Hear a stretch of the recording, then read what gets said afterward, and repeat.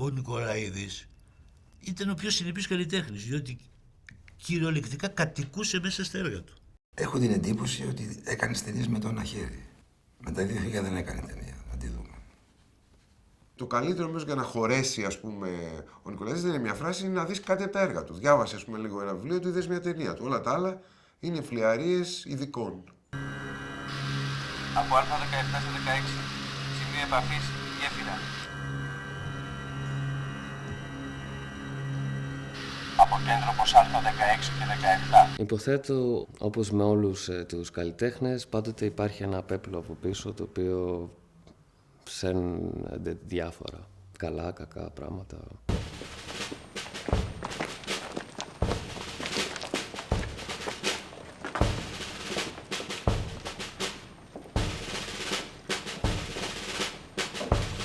Ο Νίκος ήθελε να κάνει τις ταινίες που ήθελε αυτός, στον τόπο του, στο χώρο του, με τους όρους που ήθελε, με τους χρόνους που ήθελε, με τους συντελεστές που ήθελε. Τόμα, κυρία. Θεωρώ ότι είναι ένας από τους σκηνοθέτες που επάξια θα μπορούσε να σταθεί σε οποιοδήποτε επίπεδο, σε οποιαδήποτε χώρα.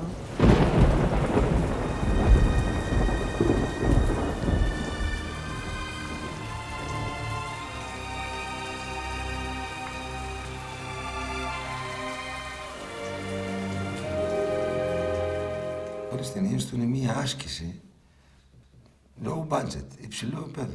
Ένας Έλληνας επιτέλους, ας πούμε, μιλούσε και για μας. Μιλούσε για τον εαυτό του βασικά, που έμοιαζε με εμάς. Λοιπόν, έχω να χτυπήσω ένα αυτοκίνητο. Να βρω ένα μπουφάν καφέ, να φτιάξω το μηχανάκι της κοίνας που τρέχει λάδια, να στολίσω και το χριστουγεννιάτικο δέντρο να το βρει ο Αντρέας. Σκατά.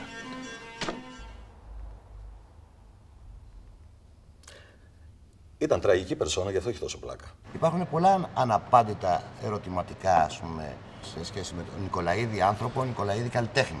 Τι σημαίνει για μένα ο Νίκος? Για μένα ο Νίκος ήταν τα πάντα. Δεν μπορώ να πω κάτι άλλο. Είδα λοιπόν τον Νικολαίδη μέσα στα νεύρα να σκύβει σε αυτή την τουαλέτα τη μικρή, να χώνει το χέρι του μέσα στην τουαλέτα και να την ξεβουλώνει. Και κατάλαβα ότι αυτός ο άνθρωπος χρειάζεται προσοχή. Ήταν ένα μεγάλο μυαλό σε μια πολύ μικρή χώρα.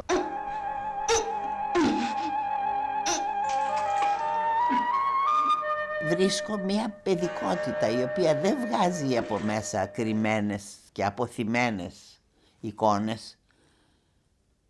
Βγάζει το πόσο τερατώδης είναι ο κόσμος και πόσο μικρό παιδί είμαι εγώ.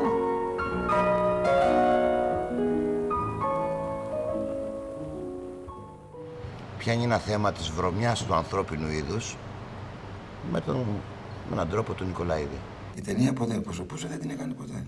Αντίστοιχους δημιουργούς στην Ελλάδα δεν έχουμε. Μέσα στην ιδιαιτερότητά τους και στην ακρότητά τους και στην αιμονή του να κάνουν το έργο τους, καταφέραν να αποκτήσουν ένα πιστό κοινό μέσα στο πέρασμα του χρόνου, έτσι, το οποίο αυτό το κοινό παραμένει. Ένα πιστό κοινό.